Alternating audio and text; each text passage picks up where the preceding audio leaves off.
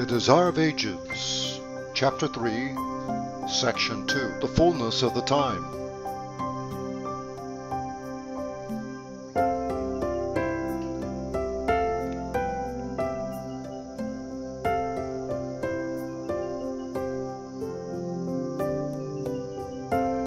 Through nature, through types and symbols, through patriarchs and prophets, God had spoken to the world.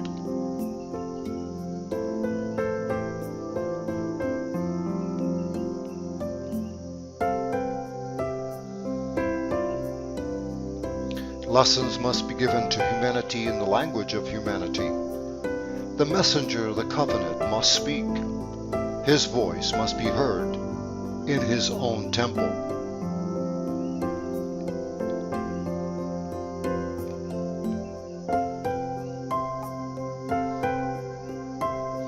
Christ must come to utter words which should be clearly and definitely understood.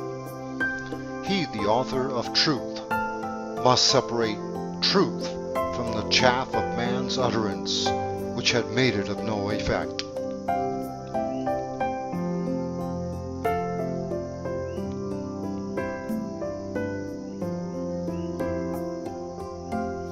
The principles of God's government and the plan of redemption must be clearly defined. The lessons of the Old Testament must be fully set before men.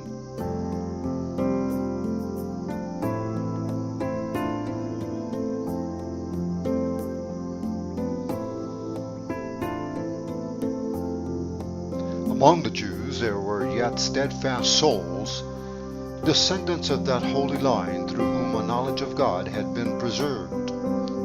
These still looked for the hope of the promise made unto the fathers.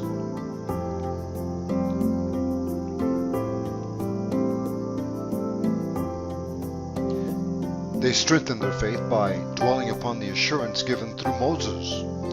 A prophet shall the Lord your God raise up unto you of your brethren, like unto me. Him shall you hear in all things whatsoever he shall say unto you. Acts 3:22.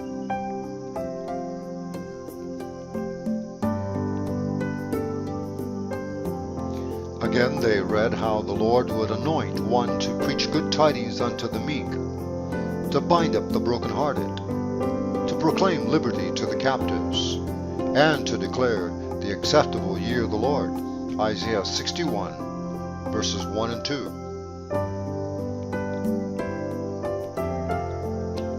They read how he would set judgment in the earth, how the isles should wait for his law, how the Gentiles should come to his light, and kings to the brightness of his rising. Isaiah 42:4 and Isaiah 60, verse 3.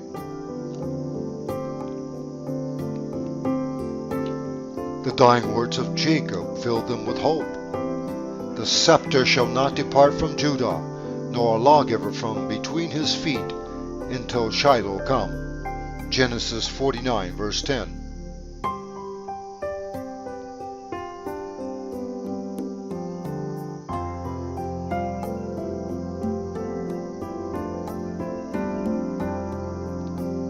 The waning power of Israel testified that the Messiah's coming was at hand. The prophecy of Daniel pictured the glory of his reign over an empire which should succeed all earthly kingdoms. And, said the prophet, it shall stand forever. Daniel 2:44.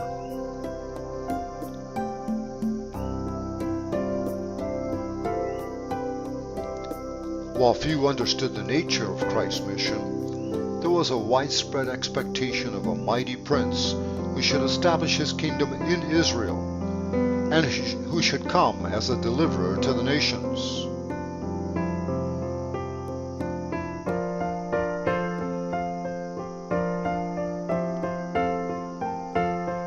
The fullness of the time had come. Humanity, becoming more degraded through ages of transgression, called for the coming of the Redeemer.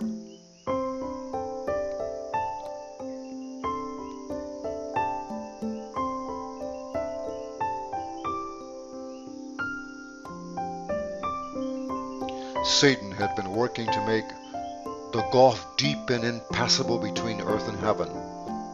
By his falsehoods he had emboldened men in sin.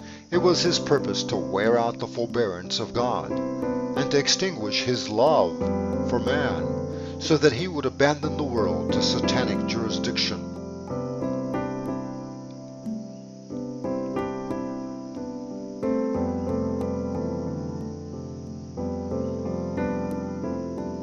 Satan was seeking to shut out from men a knowledge of God, to turn their attention from the temple of God and to establish his own kingdom.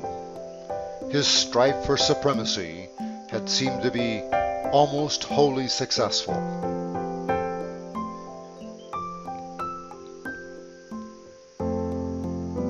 It is true that in every generation God had his agencies. Even among the heathen there were men through whom Christ was working to uplift the people from their sin and degradation. But these men were despised and hated.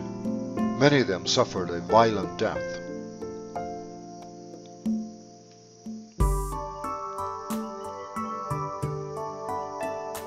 The dark shadow that Satan had cast over the world grew deeper and deeper. Through heathenism, Satan had for ages turned men away from God, but he won his great triumph in perverting the faith of Israel.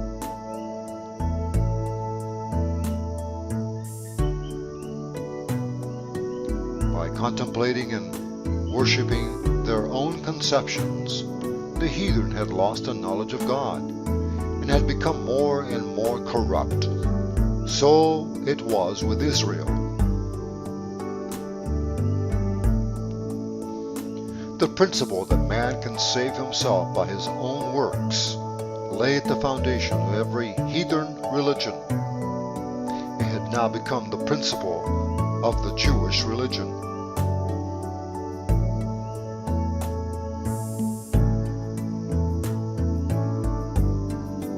Satan had implanted this principle. Wherever it is held, men have no barrier against sin.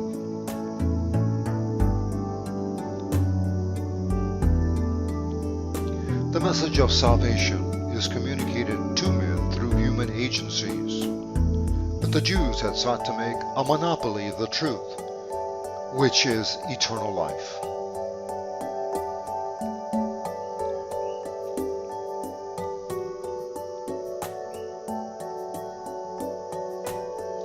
They had hoarded the living manna, and it had turned to corruption.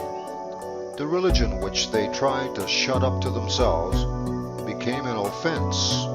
They robbed God of his glory and defrauded the world by a counterfeit of the gospel.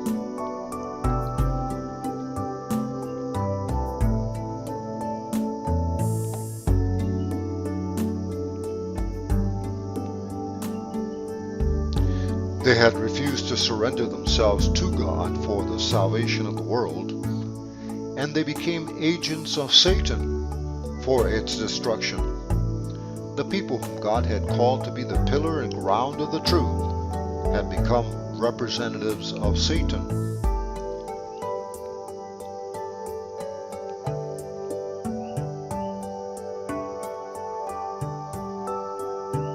They were doing the work that he desired them to do, taking a course to misrepresent the character of God and cause the world to look upon him as a tyrant.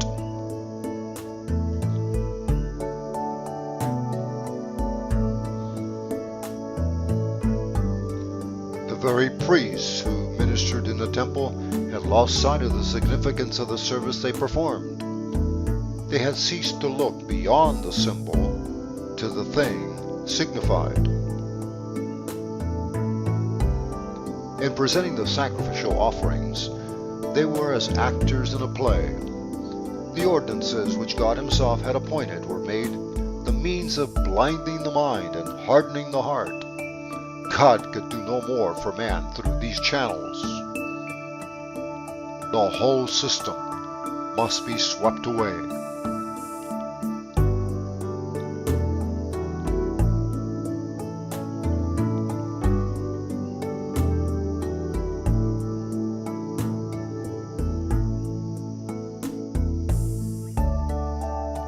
Desire of Ages continued. The fullness of the time.